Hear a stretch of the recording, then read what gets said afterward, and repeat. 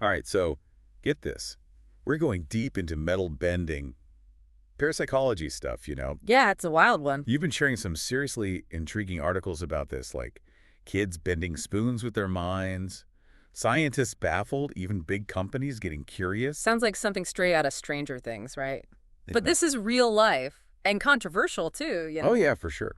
We're talking passionate believers, hardcore skeptics, Mm, and that line between is it real and is it a magic trick can get awfully blurry. it's a good thing we're diving depth then. That's right. And to Yeah. really get this, we got to rewind back to like the 1970s, peak Gellermania.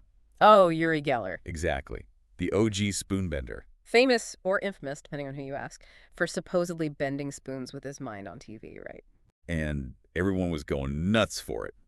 You shared this super interesting article from New Scientist back from 1977, right when Geller was all the rage. Yeah, that one's a classic. And it's amazing, right? Because it's like suddenly kids everywhere are claiming they can do it too, just bending metal with their minds like it's nothing. It's funny how these trends pop up. You get a big, charismatic figure like Geller capturing everyone's imagination, and boom, everyone seems to have a story about a bent spoon or some mysterious force. It's like it goes viral before going viral was even a thing. Right. The power of suggestion is wild. And this is where it gets really interesting.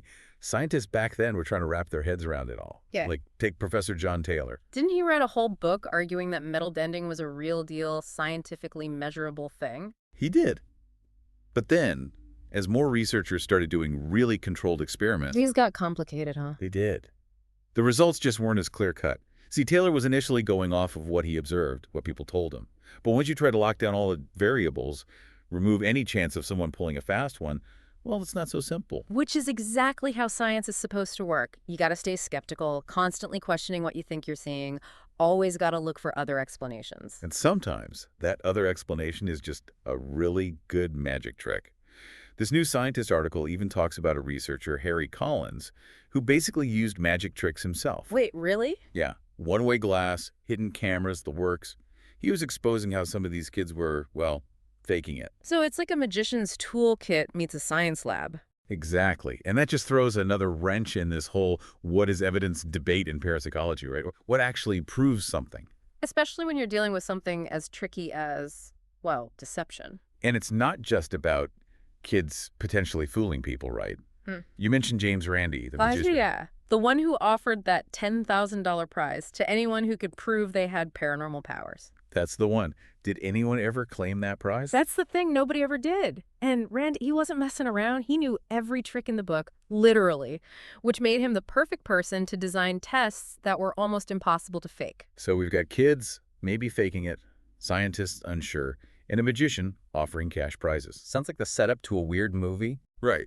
But this whole metal bending thing, it was a wild mix of people genuinely curious, maybe some folks being deceptive, and the whole scientific community trying to figure out what was real. And through all that, parapsychology itself started shifting focus, moving away from bending spoons and towards other, maybe less showy stuff, telepathy, moving objects with your mind, even out-of-body experiences. It's like they traded bend spoons for even bigger mysteries. And speaking of mysteries, that leads us to another big name in that New Scientist article, a French metal bender, Jean-Pierre Girard. Okay, sure, yeah. What's interesting about him is he wasn't just some stage performer. Right. This is where things get really interesting. He was being studied by a legitimate scientist, Charles Crissard, who was a big deal in his field. And not just any field, he was the research director at Pacini. Wait, Pacini, as in the massive company. The one and only. We're talking a major corporation taking an interest in metal bending. Now that's intriguing. So we've got scientists, companies. It's getting serious. Oh, yeah. But there's another layer to this, right?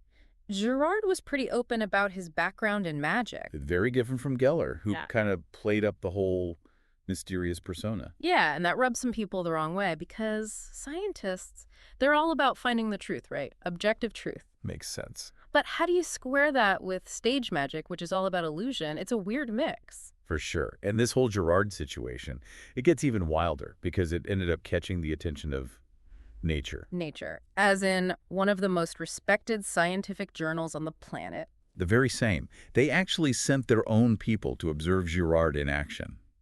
Think about that. Nature taking metal bending seriously enough to get directly involved? That tells you something. It was a big deal. This wasn't just some fringe thing anymore. It had gone mainstream. Yeah, it really makes you think, huh. But get this. Nature wasn't the only one who wanted to see if Girard was the real deal. Remember James Randi, the magician? With the 10 grand challenge, what does he have to do with this? Well, Chris Sard, and this is wild, actually invited Randi to design a test for Girard. Alpha? A foolproof one, you know. He did. Wow, that's Yeah, right. unexpected. You'd think a scientist like Crissard, with his reputation and all, would be a little hesitant to bring in a professional skeptic. Right.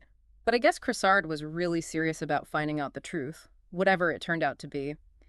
He wanted to test Girard's abilities properly, and I guess he figured who better to do that than a master magician who knows all the ways someone could be tricking everyone. Okay, yeah. That makes Chris Sard seem a bit more open-minded than I initially thought. So, what happened? Did Girard pass this big test? Not even close. He totally bombed it. Couldn't make it happen under Randy's watchful eye. Ah, man, what a letdown. But how did Randi make this test so foolproof? Did he, like, build a magic-proof box? No, not quite. But Randy was amazing at spotting those tiny loopholes, you know? The little things most people wouldn't even notice, where someone could sneak in a trick. Like, he'd watch how people handled objects, making absolutely sure there was zero chance for a sneaky swap or sleight of hand. So no funny business allowed. Exactly. He also paid close attention to the little things, the lighting, the table, all that, to rule out any hidden mechanisms. Basically, he was covering all his bases. Like a paranormal detective, looking for those tiny details that would give it all away. Exactly. But here's the thing. Even with all that, this whole thing got even weirder. There's this whole test within a test thing. Okay, now you have to explain that one. So Girard fails this big test, right?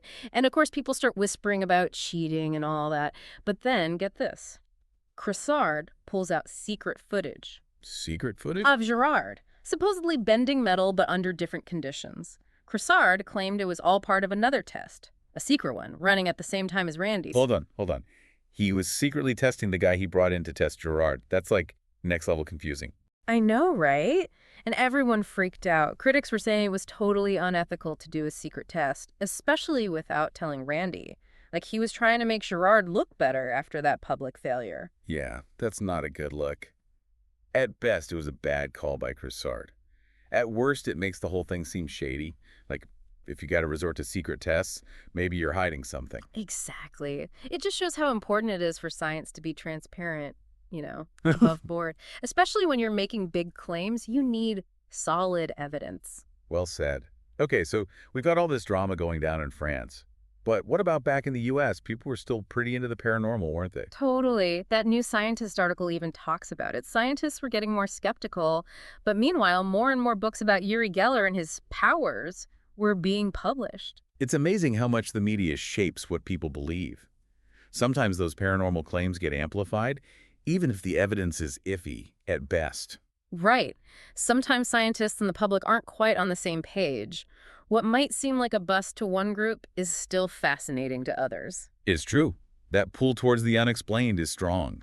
Logic only goes so far sometimes. And sometimes logic wins out. Remember that group we talked about? The Committee for the Scientific Investigation of Claims of the Paranormal? Oh yeah, the folks dedicated to debunking paranormal claims. They were in that article too, right? Yep. And they were a big deal in shifting the conversation. They pointed out flaws in a major ESP study, for example. Turned out the results were messed up because of a broken random number generator. Wait, what? Seriously?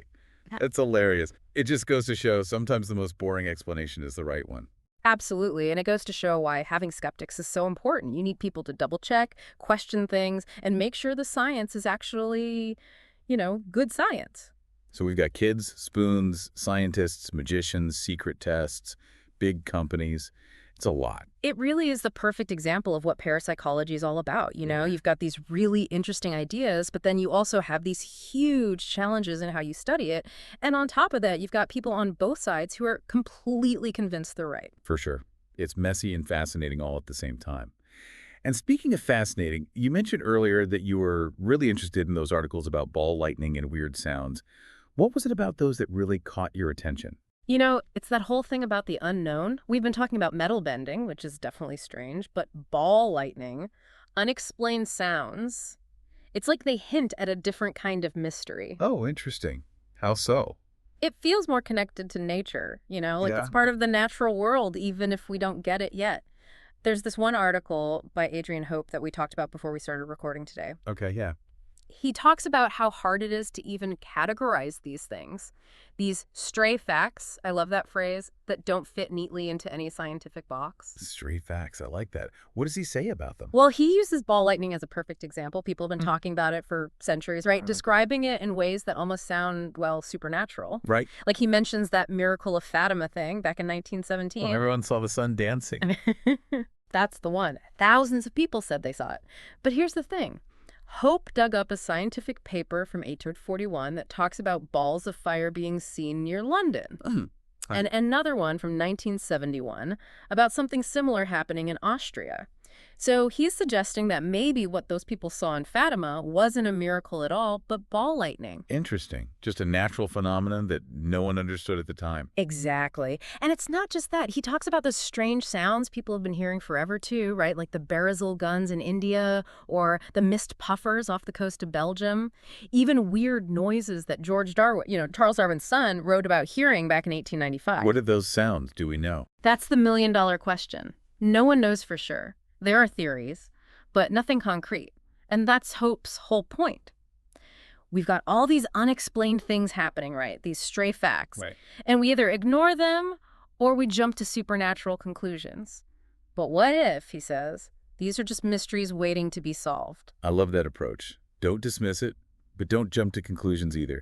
Just be open to the possibility that there's more to learn. Right. Who knows what we might find if we actually investigate? It's like that saying, the more you know, the more you realize you don't know. We started with metal bending, and now we're talking about ball lightning, weird sounds, the whole shebang. And that's what makes this so much fun, isn't it? Digging into these unexplained things can take you to some pretty unexpected places. It definitely can. Well, folks, that was a wild ride through the world of parapsychology. We've talked about some pretty amazing claims, met some interesting characters, and hopefully got you thinking about the mysteries of the universe. And hopefully thinking skeptically. Always. Remember, keep those questions coming, and who knows what incredible things we'll uncover together. Until next time.